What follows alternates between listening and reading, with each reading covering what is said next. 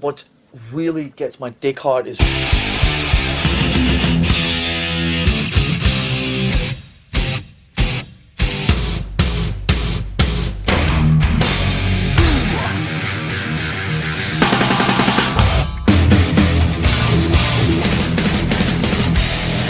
So fucking what?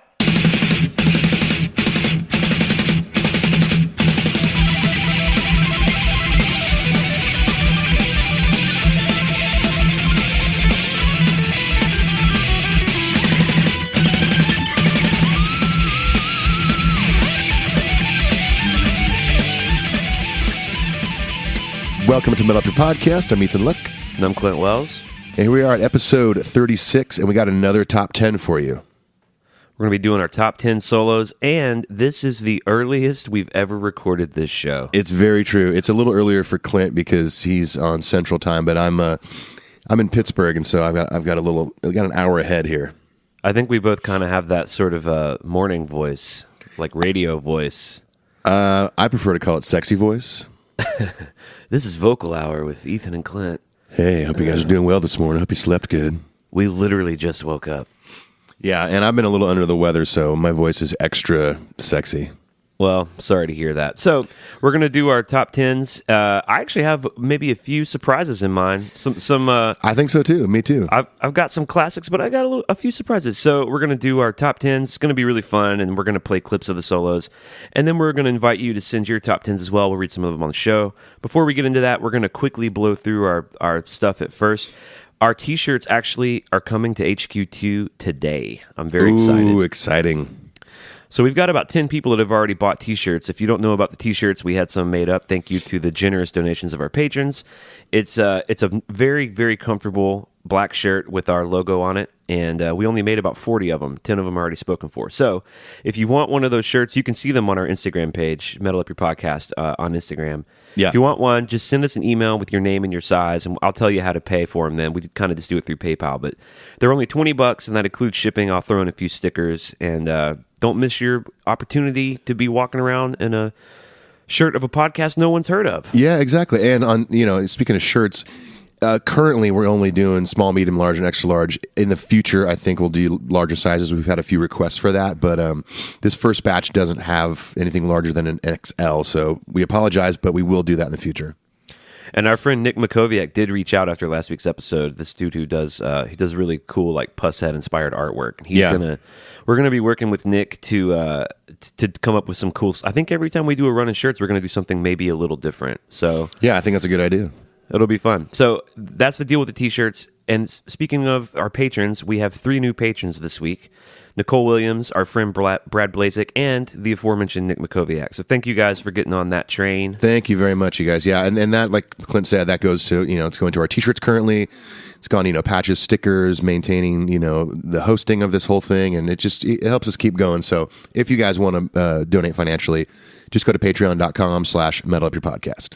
One of the cool things you get with the Patreon, in addition to shout-outs on the show, priority on the emails, priority on the call-ins when we start doing them, is you get access to an EP that Ethan and I are making of Metallica cover songs. If you heard our episode last week, you heard a little snippet of my version of Low Man's Lyric, Ethan's version of The Unforgiven 3. There's even a tier on our Patreons where if you submit and donate enough money or whatever, you even get to decide what songs we cover on these EPs. Yeah, exactly. And these are all Patreon exclusive songs, so no one else is going to hear them. So it's a little incentive for you. Even if James Hetfield came to me and said, "Man, I'd love to hear your take on Low Man's Lyric," I would still say to James, "Well, I really want you to hear it, James, but you got to be a patron of the show to check that out." That's right. My response would be much shorter. I would just say patreon.com/metalupyourpodcast, comma, James. Yeah. You would just send them a hyperlink. That would be it. Yeah. Talk to me when you're a patron, James. All right. The other thing we do is we do emails. We get about, 7,000 emails a week. We try to just read a few. We'll blow through them quick. You want to lead off the emails? Yeah, I would love to, Clint.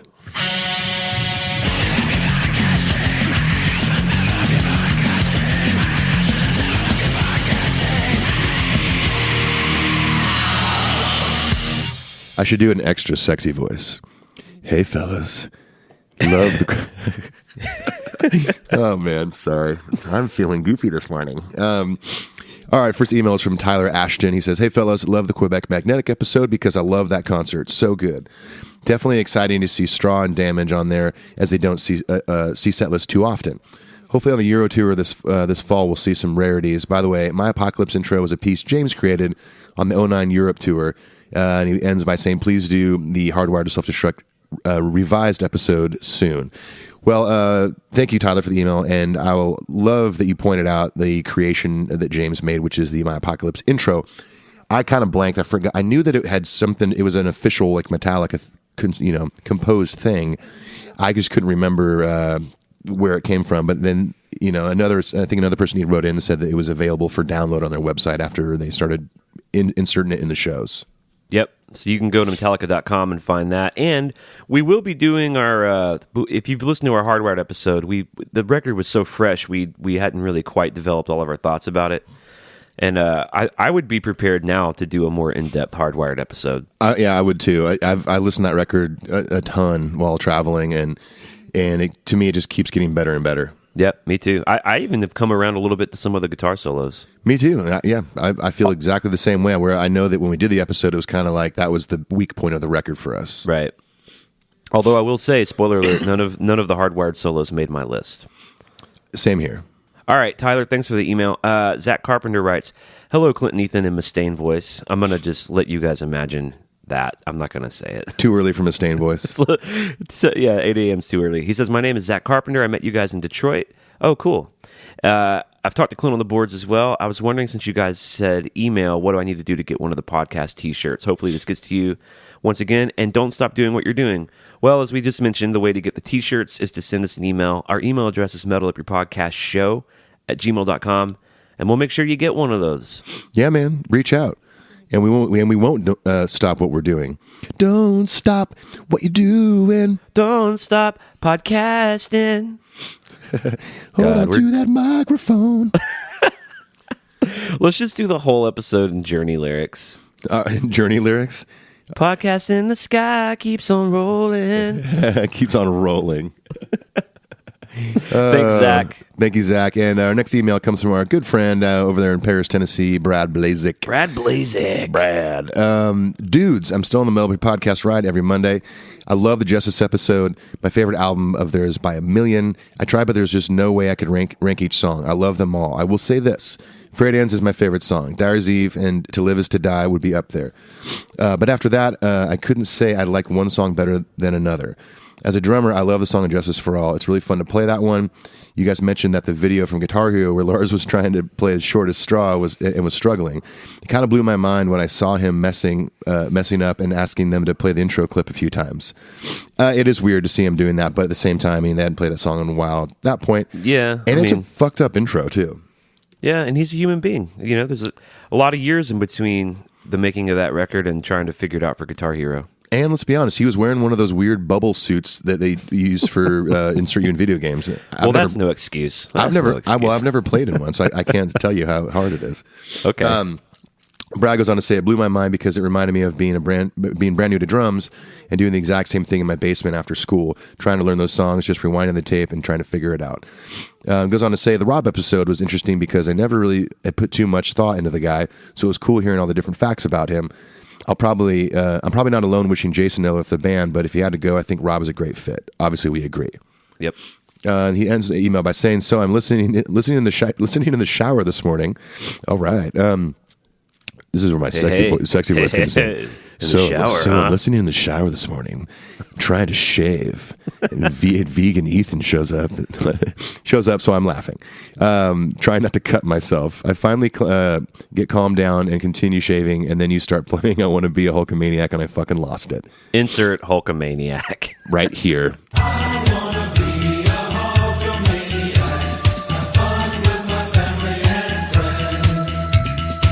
He said I had to stop shaving and just stand there laughing for like 2 minutes in the shower. Keep up the great work, guys. Hope to meet up again sometime soon. Well, thank you, Brad, as always. Thanks, Brad. Glad we could accompany your shaving time.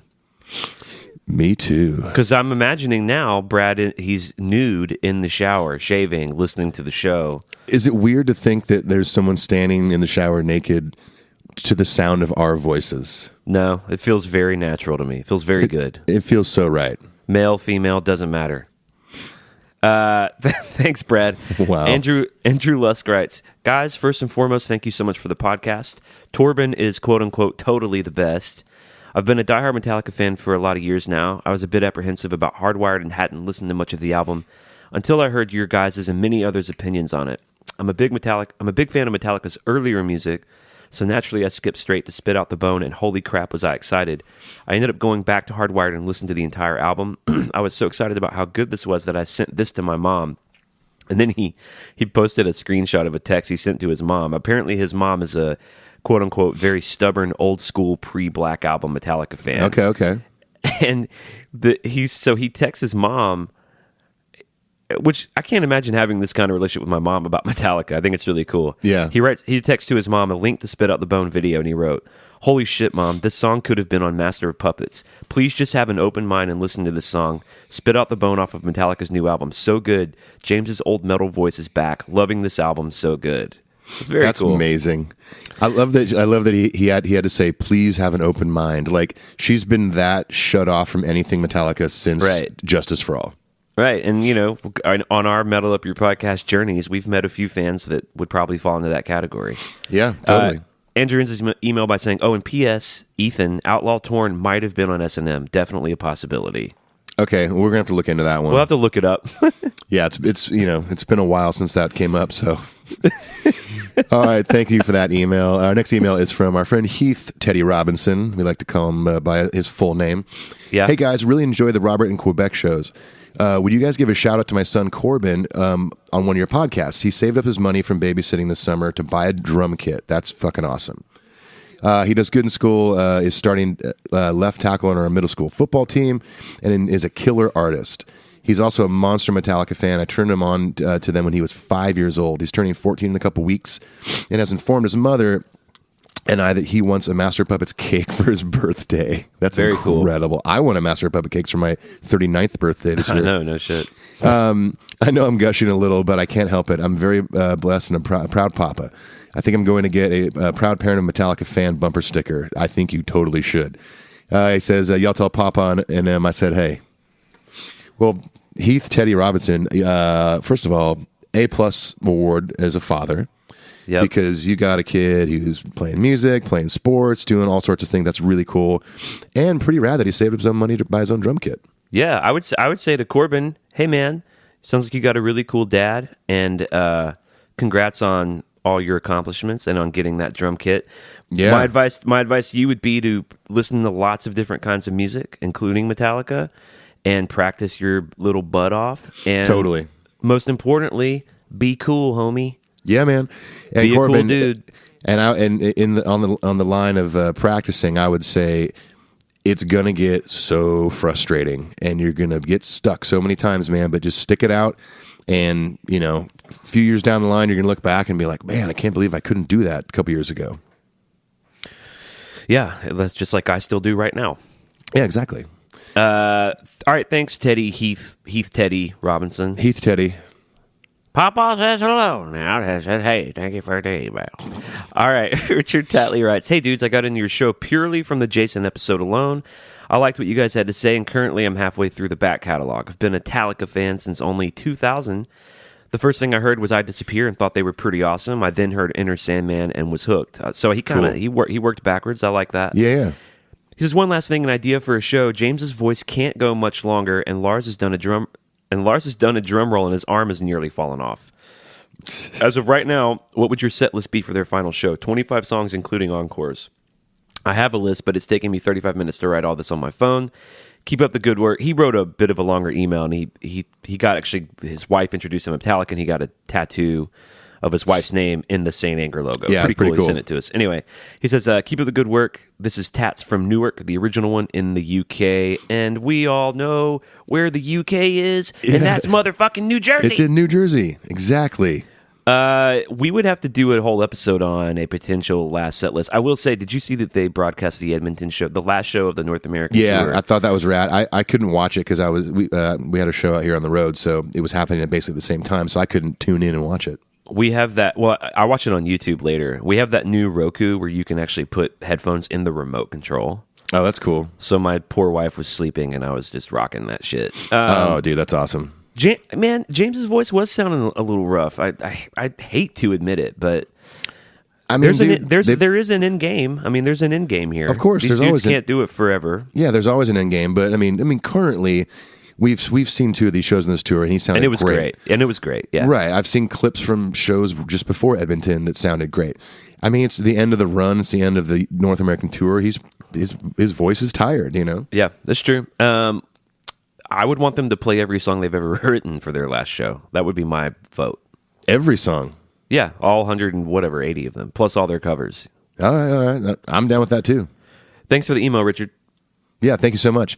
Next email is from Dina Lindemann, our good friend of the show. Well, I guess that's it for North America. I think I'm going to keep track for Europe, too. I mean, why not? She keeps like a spreadsheet of all the songs they play, which, by the way, It's I will so be sharing. kick-ass. I will be sharing on our Twitter and Instagram feeds. It's really cool to look at this spreadsheet and see the songs laid out that way. So anyway, I just wanted to explain what she was talking about. No, she's putting some time into this. It's very cool. She said, by the way, want to hear something crazy sad? I don't know if I want to. I got an email from Metallica.com this week saying that I need to change my password. So I logged in and did that. I realized that I had never done anything with my profile, so I added a picture and a little blurb. After I did that, I noticed down at the bottom of my profile, Contest 1, Chicago 618 Snake Pit. I never got, Dina. I never got any kind of notification, so I had no idea. I'm more than a little sad to have missed out on that. That sucks. Wow. Yeah, that is a sad story. It's not a great way to start our day. And there's really no way to like recover. There's no way to be like, well, okay. Like it's like that sucks. Yeah, that's just straight up sucks. I get That it. sucks. That's not like when you miss UPS delivering something. They're going to come back and deliver Yeah, it I'll get again. it tomorrow. Yeah, I'll get Like it tomorrow. Metallica's not going to come back to like Chicago for a while, and especially you may not win again. You know.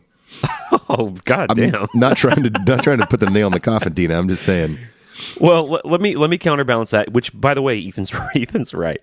But let me counterbalance it by saying they are coming back for a North American arena tour. And Dina, maybe you and Darth Leviosa will be able to go to more than one show, and you'll have some more opportunities to bid for that pass. Yeah, or maybe you could take that email notification from the last one and be like, hey, do you guys do like rollover Snake Pit contest winners? Yeah, maybe my guess is the chances of that are pretty low. I'm guessing pretty low too. Anyway, she ends the email by saying that Chicago show was still amazing and nothing can take away from the awesome time I had seeing them for the second time on the tour, third time overall. Well, Dina, thank you so much for the email, and we're sorry about your sad story. I know I'm going to be bummed pretty much all day. Yeah, that was crazy sad. All right, and best of luck to you, Dina, in the future. Thanks for listening. Our last email, Nate Sean says, hey guys, love the show. I'm only on episode 14, so you might have been made aware of this. All the songs of Metallica that appear in the Guitar Hero games, including almost the entire Justice album, have their master tracks online. I'm not at home to check and see if I still have them on my computer, but if I do, I can send them your way if you guys are interested. Another listener has already done this for us and sent them to us. I cannot remember their name, but thank you for thinking of us, and thank you for the offer. And thank you for listening, and thank you for being you, and thank you for being such a nice guy, and thank you for listening to the first 14 episodes. We're just And so thankful. Just thank you, Nate. Oh, Nate. And that concludes the Metal Up Your Podcast motherfucking email portion. We did it under 20 minutes. Look at that, man. We're breaking records here.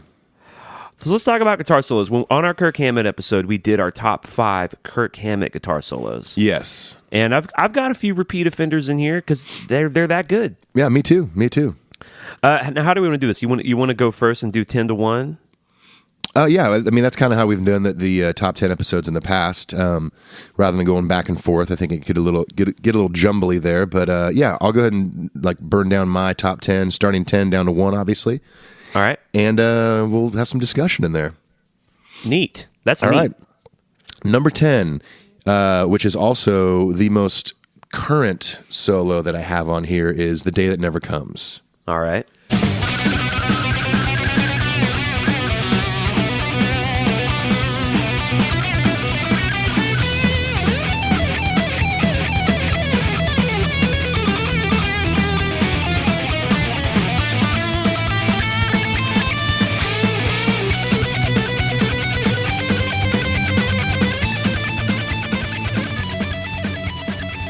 I think Kirk did a great job on this solo. Excuse me. A good mix of thrashy, fast playing and melodic stuff that goes well with the chords changes and things like that. I dig it, man. It's one of my it's my favorite on Death Magnetic, and it was kind of tough to throw that into top 10 with all the other great solos that are out there. Yeah, I struggled with a lot of the Death Magnetic tunes. I was looking at All Nightmare Long. I was looking at That Was Just Your Life. I do love the that hammer-on thing that he does, like on the low E, and then he does on the high. That and then him and James do it together. Yeah, totally. There's pretty exciting solo stuff. Yeah, there's a lot of cool lead stuff in this song, and yeah, I mean, I was sitting there last night. I went out to a baseball game last night in Pittsburgh, and got back, and I was listening through songs, just kind of like being reminded of certain parts, and I was like, oh man, I forgot how good this one is. So I listened to the whole thing down, so threw that in at number 10. All right, I back it. And speaking of struggle, number 9 is Struggle Within.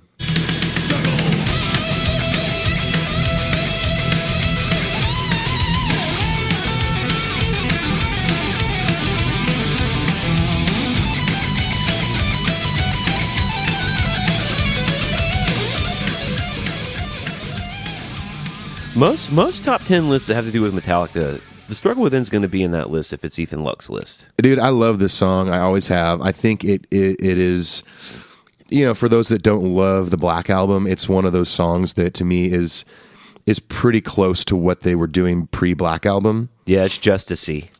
It is, and man, there's some awesome lead stuff in this song. It's very aggressive sounding, like right out of the gate. James goes struggle, and then right into the kind of bendy thing at the beginning. Lots of good melodic parts in there. I think, you know, a well constructed solo by Kirk, by old Kirky. If you guys have heard our Black Album episode, you've heard us just gush about the lead guitar playing on that record. Oh yeah, it's incredible. So it's such a good piece of work from Kirk Hammett, for sure. All right, man. Number 8, I've got The Unforgiven 2. What? Yep.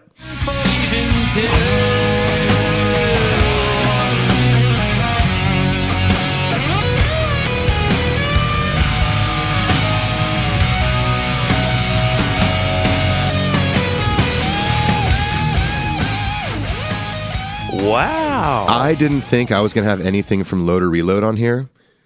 I just kind of made that decision right when I sat down to make this list. But man, I listened to it. It's good. It's really good. Really good. Yeah. I love the way it ends too. Was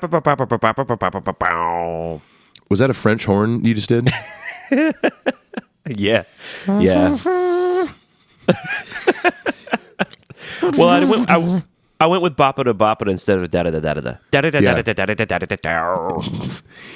Man, he does a good job at composing the solo. I remember when you and I and Paul were driving to Detroit, we were listening to this song, and we were all kind of like mouthing the solo as we were driving. It was, it's a good Kirk moment, man.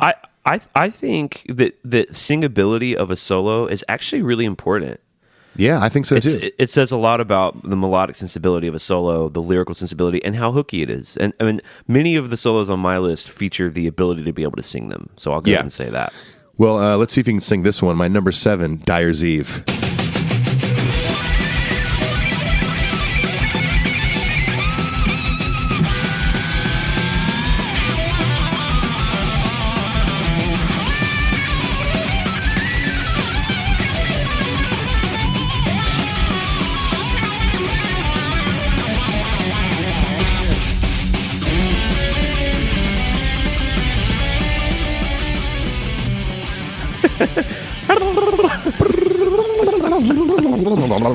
What a great solo, dude! I mean, thrashy / melodic Kirk at his peak, man. He was destroying on this record, especially this song. Yeah, I agree. That's a great solo. It was really hard for me to not put Blackened. Obviously Blackened's my favorite Metallica song, and I love the leads on that, but something about Dyer's Eve, man, it just, the last track on the record, like going out with like the biggest bang possible, and Kirk just, I mean, this is kind of the reason they call him the Ripper, is like, this kind of shit is so good. That's definitely like, if some like Metallica hater, which there are those out there, sure, who would say that Kirk Hammett can't rip or whatever, Kirk Hammett can't play, Dyer's Eve would probably be the ace up the sleeve, where you'd be like, listen to this motherfucker. Exactly. Yeah, man. I mean, I mean, that song in general is super heavy and brutal and fast, but that lead, man, it's just like on 11, man. It's just like a fucking freight train derailing. I love it. I agree.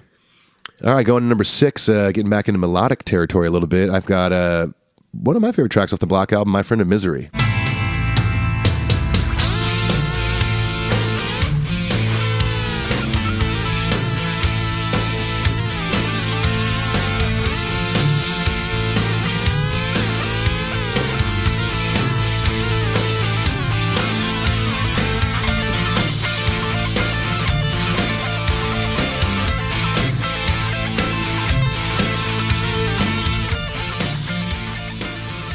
And I love this one because the solo is pretty much like all like a good guitar harmony. Yeah, it is. Very melodic, very cool. Goes from the Telecaster B-bender part into this thing, and it's a cool tone they're using too. It's almost like they have fuzz going or something. And I think someone has written in and told us that James wrote that solo. That's not surprising. I mean, he's been known to do a lot of the more ballady solos. Right. I mean, it's cool, man. It definitely. I mean, he's not credited as obviously being a part of that solo on the packaging of the album, but man, I mean, whether him or Kirk wrote it, I think it's beautiful. Yeah, I agree, and also just in general, an underappreciated gem of a song. Yes, I agree. Yeah, Jason's awesome bass line in the beginning. Yeah, it's great. Yeah, great stuff in there. But yeah, great job, James. If you actually did write that part, good job, Jimmy. Oh, Jimmy Hit. Here comes, I think, what my first maybe surprise would be in my top 10 list. All right. My number 5, Master of Puppets, the James solo.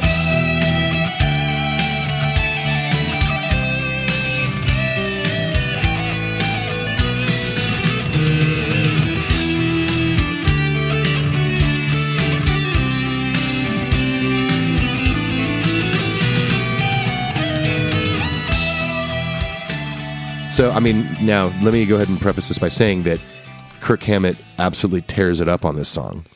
No question. He does. It's a good solo. No argument. It's a great solo. It's a classic Metallica solo now because they played the song so much. I mean, you can sing a lot of that part, a lot of those parts. But the James middle section solo in the ballady part, I think, is so beautiful, well written. It flows with those chords really well because it's an interesting chord change. The timing of it. Wait, are you talking about the do da do do da da do da da? Or are you talking about the solo part? Yeah, that going into the solo. Okay, you're including both of those. Yeah, I guess that's Kirk and James doing the harmony thing. I'm mostly talking about the solo that plays before it goes back into the. Okay. Yeah. Gotcha. It's that James moment, man. When he played it, when he played it live, and we were in Detroit, and you're just like, "Fuck yeah, James!" Like, and he always nails it. Well, because I know we call Kirk the Ripper, but James kind of like rips that shit. He really leans into his solo playing. He does, yeah, definitely. He's got a good touch for it.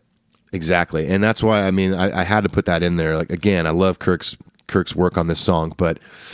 Man, there's just something about that and it's also one of the first leads in a Metallica song that I ever learned because it was playable. It wasn't like lightning fast. Well, and I use this word, with affection, but it's kind of a dumber solo, which my own guitar solos I would say are like that. It's not super flashy. It's real lyrical. It's very meat and potatoes. Yes, yeah, totally. So in that sense, it is easier to learn and play when you're younger. Yeah, and so that's, pretty much that and the Nothing Else Matters solo were the first two I learned because I was like, okay, that doesn't seem too hard. I can, I was probably 13 years old or something. Right. So that's why I had to throw that in there. Was that your number 5 or number 4? That's my number 5. Okay. So my number 4, and this is another one that is meat and potatoes to me, but To Live Is To Die. Which one? The first solo, the ballad area, which everyone, it's up for debate because it's not on the record, but on the album, but everyone believes this is James playing the solo.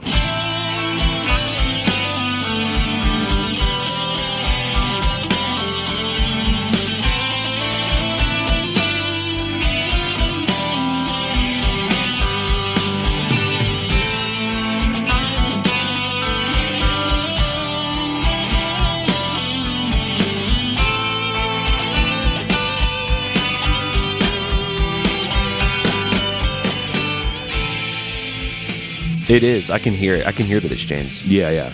And they don't play the song live, so it's kind of like, who did that part? But I that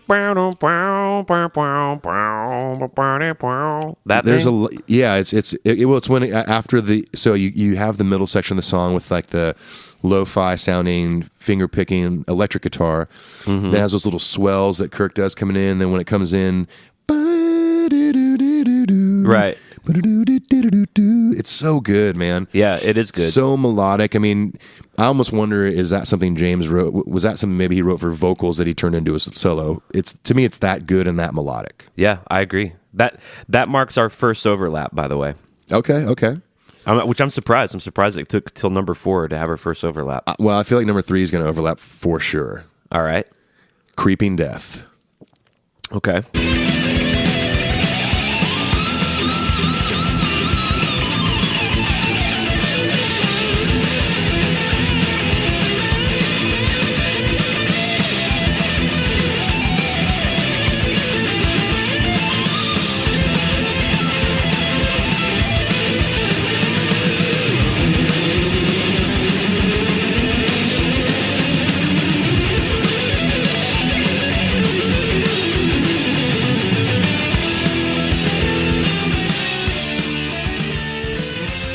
We'll find out shortly if there is an overlap there, but We will. Creeping Death. This was for Ride the Lightning. It was tough for me to choose between Creeping Death and the outro solo of Fade to Black. Both very different flavors, different toppings Yes. on those pieces of pizza. But For sure. Creeping Death, just again, it's that, to me, it's that classic Kirk, that thrashy, chaotic, part of him that comes out into like melody stuff, Oh my gosh, that part is so great. And then It's he takes so it, great. he climbs it to the next octave. Yep. Yeah, See, man. It's so great. And those are just like I haven't spent a ton of time, probably not nearly as much as most of our listeners or even you, with other bands in the Ride the Lightning era that I have with Metallica. But Right. to me it's one of the things that really sets them apart, or solos like this solo. Yep, exactly. I mean, and it's it's obviously a Metallica classic at this point, and like For sure. some guitar players, like when they play solos live for so many years, they start to change them a bunch, and it's kind of the same. Yeah. Kirk pretty much plays this thing exactly the same as he always has. Yeah, well, I mean, you can't really improve on it, in my opinion. It is the right thing. Hey man, if it ain't broke, don't fix it. Well, if it ain't, I tell you what we say around against your table at the dry house. If it's not broken, don't fix it. And if it broke, man, take it to Pawpaw. If it's broke, take it to me. I'll fix you right up. It fix anything, man. Tell you what. It ain't going to be easy, and sure as hell ain't going to be cheap. But we'll get you back out there on the road. We'll get you back out on the road, son. We always do it. We always do Pawpaw as like a mechanic when we're out on the road. Like, Oh, nice. We'll get you back out on the road. It's going to be, hell, it's going to cost you a pretty penny, though, I'll tell you that. Oh, Pawpaw. number 2. Number 2, same record, Ride the Lightning. All right. Okay. Love this solo. Love this solo.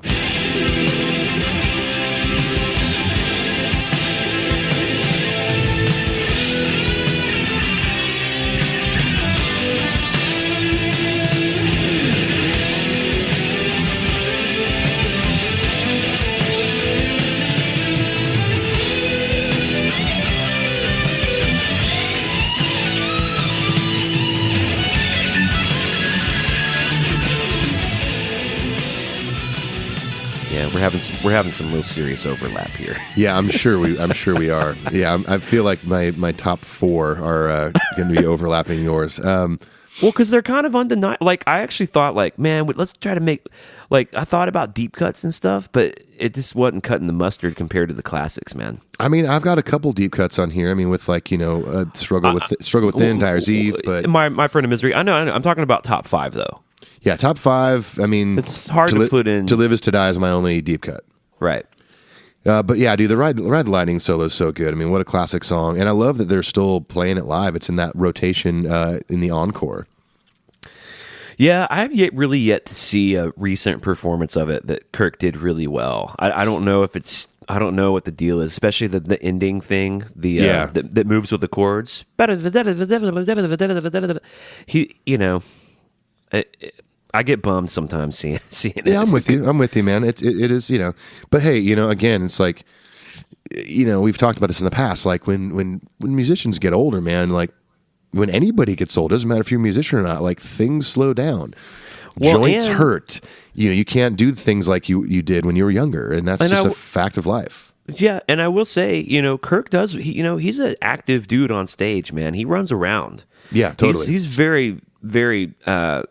He's not often being idle or just standing there. So and they've got a lot of shit going on in their decks, man. They got pyro and lights and lasers, and so I'm sensitive to all that. Like these dudes all get a forever pass for me for composing some of my favorite songs of all time. Absolutely, absolutely. And that is a monster solo. It is a monster solo for sure. Man, when I sat down to make this list, I already knew what my number one was. Yeah. The Unforgiven. Okay. Yep.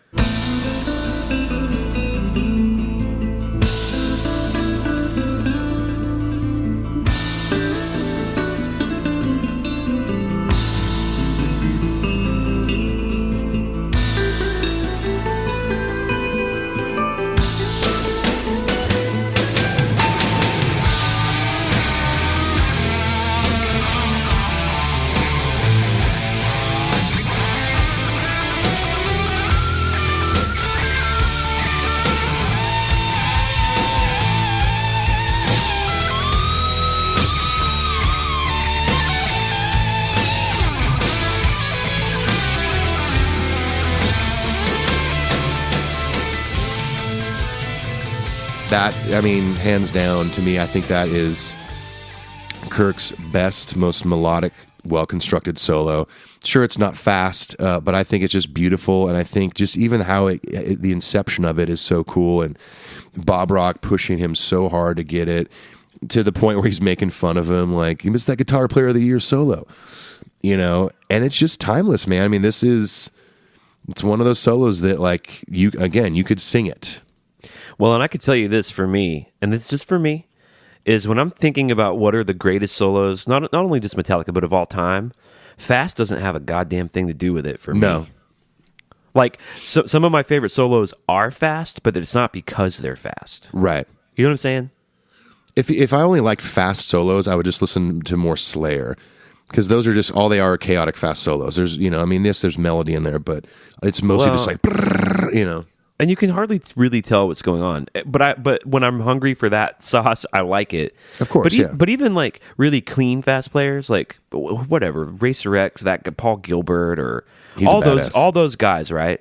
Yeah. For about 10 minutes, my jaw's on the floor, like legitimately, because I play guitar for a living, and I know the technical prowess that goes into that, and I can't do it, and I'm amazed by it, just like all of us. Yeah, for sure. However, 10 minutes of that, and I am fucking bored. I am so bored by that after a minute. Yeah, like shreddy guitar like that.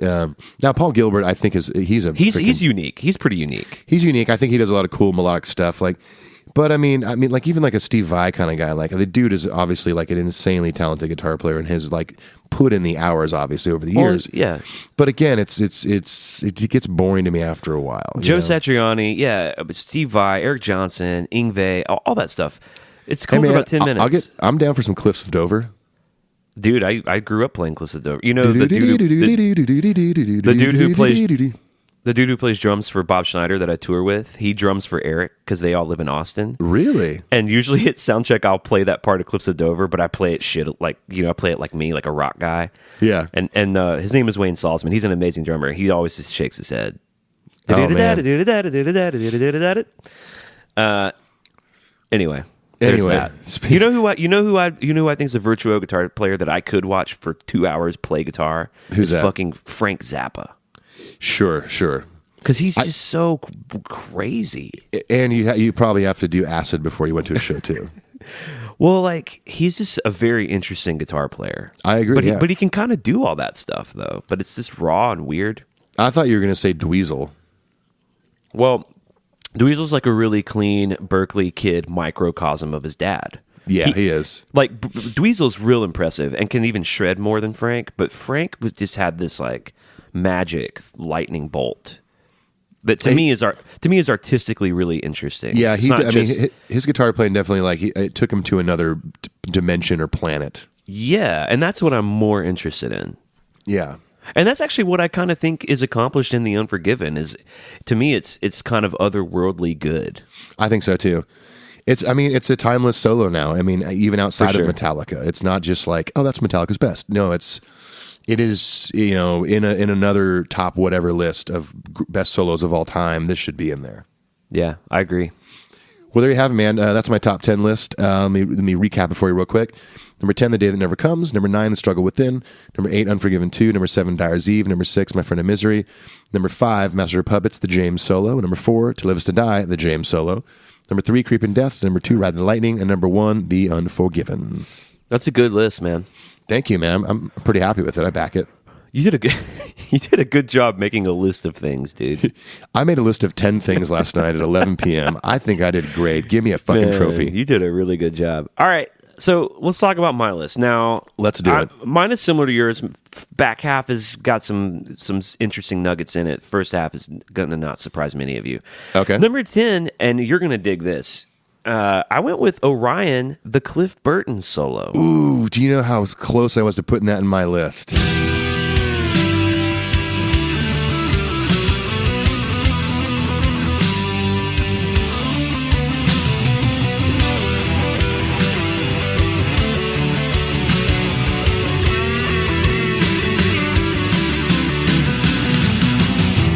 The way it slides in, because it kind of comes out of a real melodic Kirk thing. Yeah, it comes in with And that that up. Totally.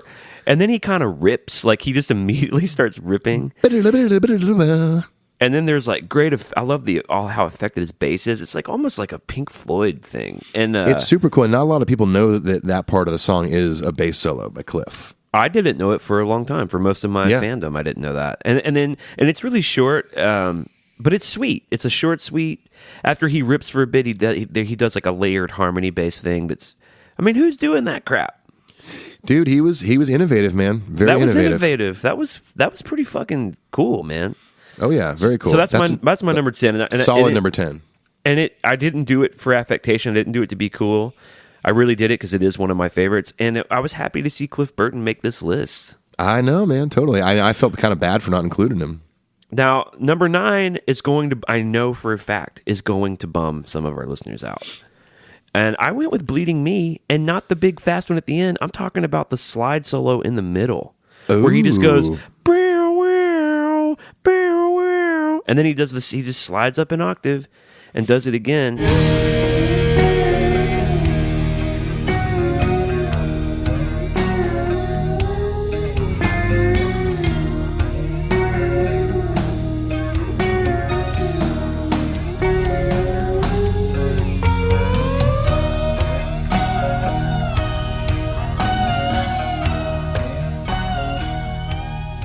Because as a guitar player, I know how hard it is to do that well in a pocket. Every note's clean and strong, and in tune.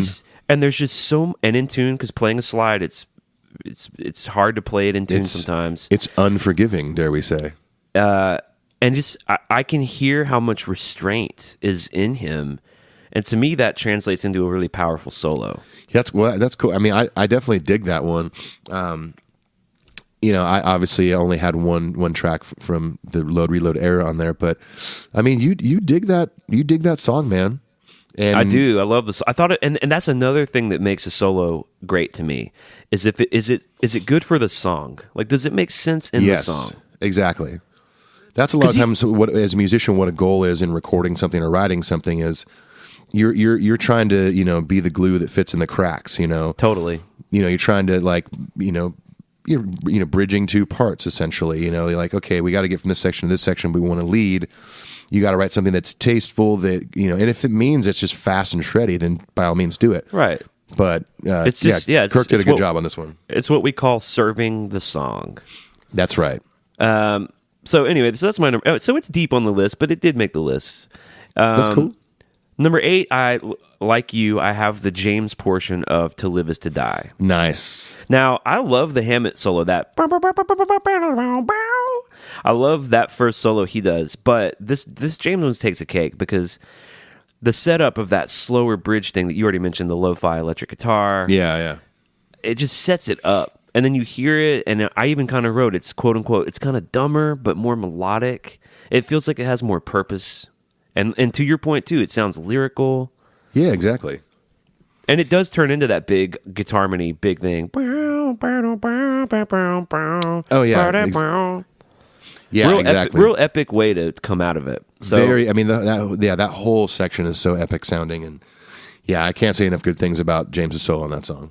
So that was my first Hetfield, first of two Hetfield solos on the list. Cool. Number 7, I have Fuel.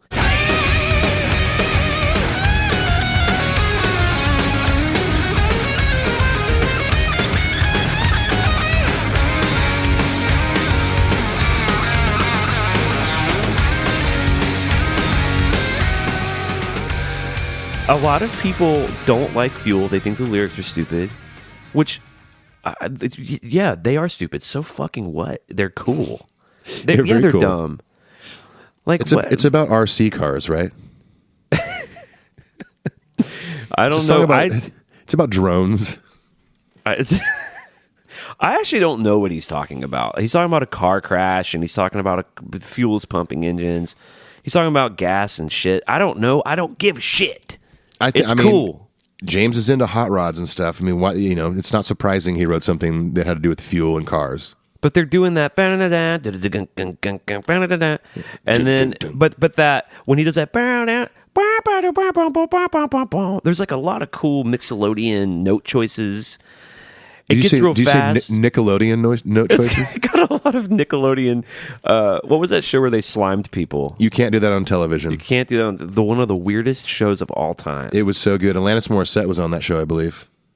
And we all know what a massive Alanis Morissette fan you are. I don't mind her. Dude, I'm a pretty big Alanis fan. And I was riding with a 17-year-old artist the other day. Yeah. And she did this kind of voice crack Alanis Morissette thing. And I said, hey, so I stopped the vocal because we were making the work tape. And I said, hey, that Alanis Morissette thing you just did is really cool. Like, lean into that. And she was like, who? Who's Alanis Morissette? And I was like, wait a minute. I was like, you don't know who Alanis Morissette is? This 17-year-old girl was like, I really don't. I was like, oh my God. Oh my gosh. Fucking old. Yeah, but man, that's how young people that are young discover new music. Well, I don't think she was like, I don't think she was itching to go get the Atlantis. She wasn't asking me many questions. She's like, is that like an old artist? Like, there's like one of the biggest artists in the 90s. Is that like classic rock? So anyway, I like the way the Fuel solo ends with that. Anyway, Fuel again is a solo you can sing. It's probably my favorite from the Load Reload era. Although Fixer almost took its spot. Almost. Oh, okay. Fixer's good. Number 6, like you, I went with Ride the Lightning. Yeah, man. And because, in my opinion, the solo to Ride the Lightning, which is their second record, it showcases a lot of what was to come with Kirk. It's a lot of what's great about the early stuff. It starts with tapping, and then it moves into these slower bluesy bends. It's got a great climb, and then we do the shredding. Then we get some guitar harmony with some sort of punk shredding stuff. There's a lot of good stuff in that solo. And then we get that kind of classical pull-off ending. Yep. All right, number 5, I went with the intro to Fade to Black.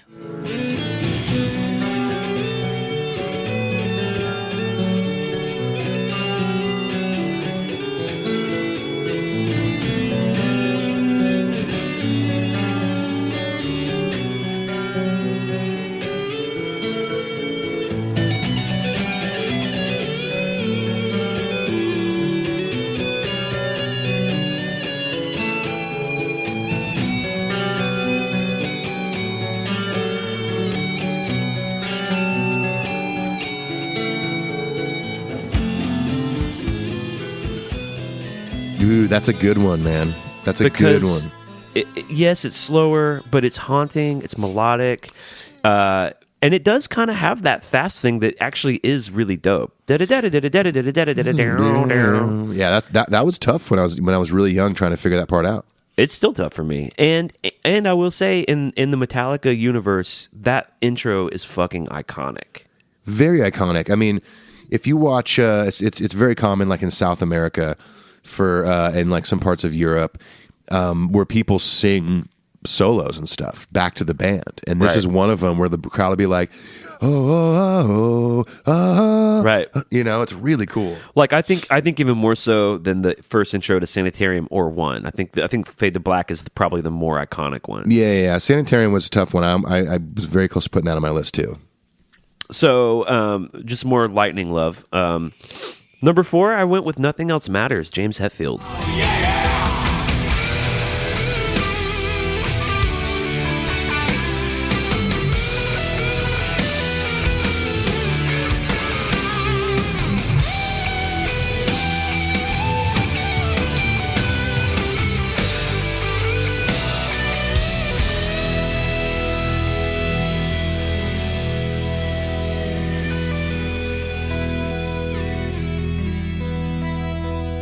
For very similar reasons that you went with Master of Puppets. His tone is good, it's emotive, his note choices, it's blue, it's essentially a blues scale, but his note choices are still interesting.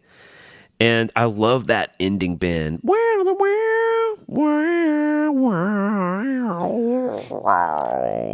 like my guitar mouth, that stuff? That was the combination of a theremin with a talk box. Yeah, inside a dead man's head. Dude, this is another one of those, I think, iconic Metallica leads, man. This is, especially when you watch the original video. I remember watching it first came out, and I was like, "Whoa, James plays the solo," and just like seeing the passion in his face when he's playing it, like it's a big crescendo moment of the song, and it's just one of those almost perfect solos to me. It is funny that until you really see or you're told that someone else besides Kirk played it, you don't really notice. But once you know that information, it's so obvious. Yes, exactly. And I will say, when James couldn't play after the pyro incident, John Marshall played that solo really well. He did. He played it very well. So kudos to him. And kudos to James for just writing a great fucking solo. And you know what? They're never going to not play Nothing Else Matters. So James got a little moment to shine every time they play live. And you know he loves that. And Master of Puppets. He's got his And lead Puppets. every That's night. right. Yeah. That's right. Just need to start playing To Live Is To Die every night, and then you'll get a third, James. Yeah, I wouldn't mind that. I wouldn't mind that either. Number 3, I went with Blackened.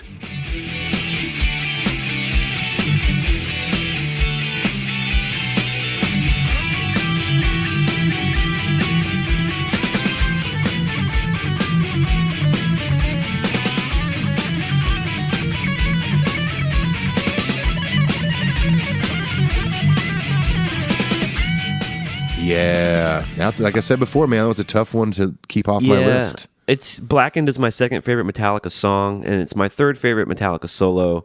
I love the guitar harmony that sets it up. Nice little Kirk James moment, and then that Very solo. cool. That solo is just a journey.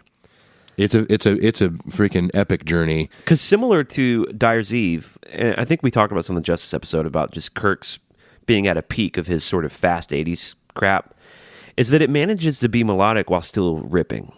Oh yeah, it totally does. And there's some great like tremolo arm bends and pull off the horsey sound stuff, and it's just a fun solo. It's a ripper. Oh, it's a total ripper. I love that solo. I mean, and like you talked about, having that James Kirk guitar harmony part going into the solo is such a great build up to what's to come. And you and it's I like talked. I was going to say there's two different flavors to it too. You've got the first half of the solo, which is the do do do do do do kind of part.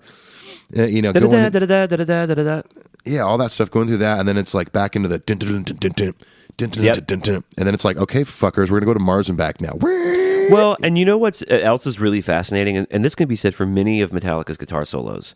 Yeah. And if you hone in on what James is doing under these solos, first of all, he's not just playing the verse riff or the chorus riff. He's playing completely different, like, augmentations of the riffs that are almost as cool as the fucking solos. And by the way, not easy to play Hell no. with all downstrokes.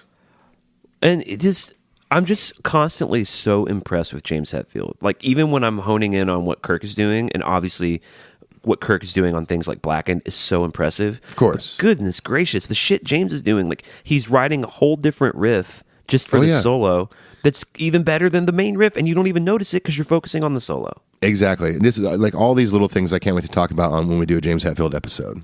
He's like a fucking onion, Ethan. He's like an onion. He's like an onion, man. You just keep peeling back layers. And it just gets sweeter and sweeter. Just like an onion. And makes you cry. Number 2, my favorite Metallica song, Creeping Death. There it is. We almost had full overlap.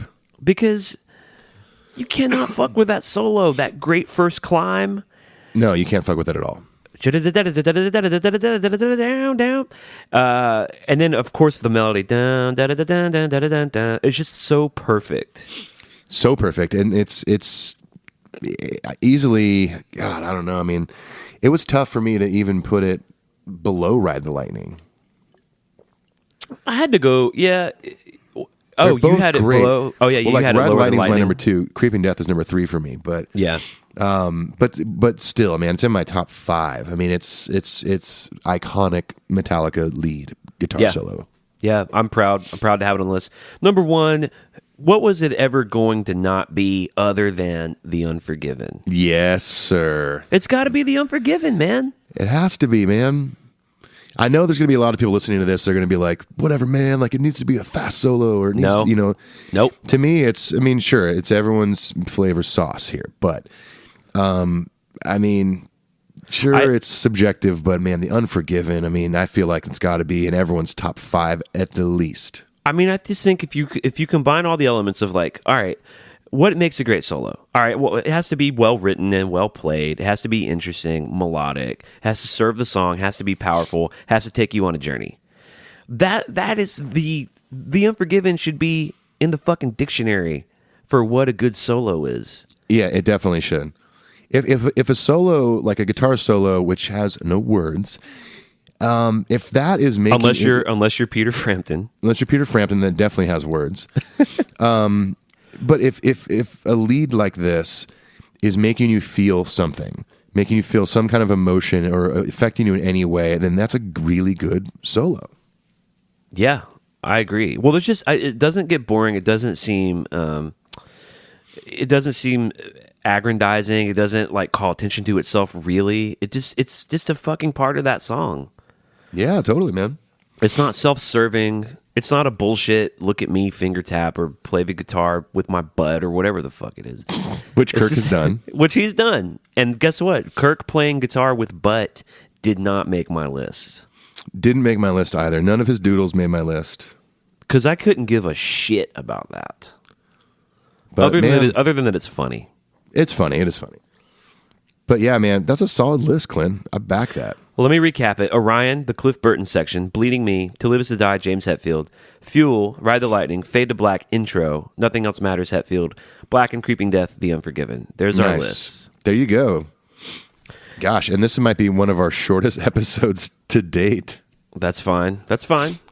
Okay, that's okay, man. I mean, top 10s are usually pretty, they're not too lengthy, I guess. So here's the deal to all of you listening out there. I'm sure a lot of you listened and were frustrated. Or maybe you listened and you agreed and my list was your exact list. I don't know. And maybe you were in the shower the whole time. Maybe you were in the shower shaving and sobbing. We don't know what you do in there. We know what Brad does in there. But he's just one. He's just one of the many Metal Up Your Podcast listeners. Exactly. So write in metalupyourpodcastshow@gmail.com. Send us your list. I want to see what people say about this. There's some people that are, man, Freightons of Sanity's got to be on the list. Right, yeah. So cool. Put it on your list. Did we have anything from Kill 'Em All? I don't think we did. I was just about to say that. I went through Kill 'Em All to be reminded. I was very tempted to have that middle section solo of Four Horsemen on there. Yeah, that would have been my pick too. It's Four Horsemen. Yeah, because and a lot of stuff. I mean, if you would have put any other song on there or most other songs on there, you're kind of showing some Mustaine love because Kirk was just emulating his solos. Yeah, what if on someone's list the Mechanics is on it? Hey man, it's your list. Do whatever you want. It's your terrible list. But that's cool, man. Man, I'm an old school thrash guy, and my number 1 through 10 is just Kill 'Em All. Man, load sucks. Load and reload. Load and reload suck. It has to be fast all the time. Dang it. St. Anger's good. Man, that shit is brutal. How about the fact that Saint Anger just automatically disqualifies its own self from being It disqualifies on this list? itself. You are correct. It does. God bless Kirk sticking up for. Well, I mean, I guess he just stuck up for himself. It wasn't super effective. What would be really cool if, like, you know, that scene in the movie where Kirk's like, "We're gonna date ourselves to this period if we don't put guitar solos on here. This is ridiculous." How cool would it be if, like, he had won the day and fought for solos, and solos were like the coolest thing about Saint Anger? They could have been, man. I mean, they could have very well been the coolest part of that record, but yeah, that's all I got to say about that. Well, I've been teasing it on some past episodes, and I'll just go ahead and reiterate it here because we're doing our Saint Anger episode in September. I've been listening to it, not really totally hating all of it. Okay. Yeah, it's true. Yeah, I need to start. I've been avoiding it for so long now. I have to start diving into it. But you and I historically in our friendship have been so aligned on Saint Anger that I wonder if you start getting on that, just put your toe in the water and wade into that terrible sea. I wonder if you're going to start feeling a little better about some of it. Time will tell, my friend. Time will tell. All right, so send us your list. I actually am curious. I want to see what some people's favorite solos are. I'm sure. Yeah, because you got a lot to choose from something here. It's not like doing top 10 albums like we did before. This is like solos. There's a lot of them. So, yeah, I'm anxious to see what people got on their list. And I think another interesting thing, if maybe everyone can include this, when you send us your list, let us know if you are a musician or not. I'd be curious to kind of compare and contrast that kind of stuff. That's true. Yeah, that's interesting. I don't know, just a little fun nugget there. Because it's almost more interesting to me to hear from people who are not musicians, because that's just some pure shit. Like, I don't know if it's hard to play or easy to play. I don't know all the technical things that go into it. I just know what I like to hear. Yeah, for sure. Like, that's why I value my wife's opinion a lot when it comes to music, is because she doesn't know how to make any of it. She just loves it. Yeah, for sure, man. I hear you. All right, so email metalupyourpodcastshow@gmail.com, all the social stuff. You know what to do, all that stuff. If you want to leave us a review on iTunes, it helps a lot. We have like over 100. It's been good for us. It gets us on the algorithms. If you look up Metallica on iTunes, our podcast is the first thing that comes up, and that's only because of those reviews. Yeah, so we can't thank you guys enough for taking the time to do that. And now you have to do it out of the kindness of your heart because there's no more picks for you. Yeah. But if you want to buy some crap, we've got koozies, picks, stickers, and now we got those t-shirts. The t-shirts are super limited, so go check them out. If you want to become a part of the Metal Up Your Podcast family and donate to the show, then you can go to Patreon, patreon.com/Metal Up Your Podcast. You can give $1, $5, $10, all that shit. Go see what's over there if you're interested. And we're doing all sorts of special stuff for that. We've got the EP. We've got, we're going to start doing these like Facebook Live meetups with our patrons, all that stuff. I'm sending them little messages and video updates every day. So become part of the community. Is there anything else? I think that might be about it, man. Where are you at today? You at home? I am at home today, but I have a bus call tonight, and then I'm going to Mississippi and Knoxville this weekend. Okay. I'm in Pittsburgh, and tomorrow I head to Indianapolis. Then we fly to Las Vegas, and I'm getting close to the end, man. I'll be home on August 30th. Yeah, I think we've only done did we only do one episode where we were in the same room in the last 2 months? Yeah, but we also did the road trip to Detroit. Oh, so. Yeah. That's right. But we only did one at Metal Up Your Podcast HQ. Well, to all of you who are on the ride with us, thank you so much. We got a lot more to come. Oh, and September's going to be a big month, guys. A lot of cool episodes. Yeah, I'll have candy. We're gonna eat lots of food in September. We're gonna have lots of food, but unfortunately, none of it is gonna be meat. But mostly vitamins, brother. Pray your vitamins to sleep. I pray my vitamins to sleep, to help me sleep. Melatonin. Yeah. Just take a few melatonin, chug a little bit of NyQuil, go right in the night. Take a few melatonin, brother, just to take the edge off and give him some rest. All right, we did it. Right, Peace. y'all. Adios.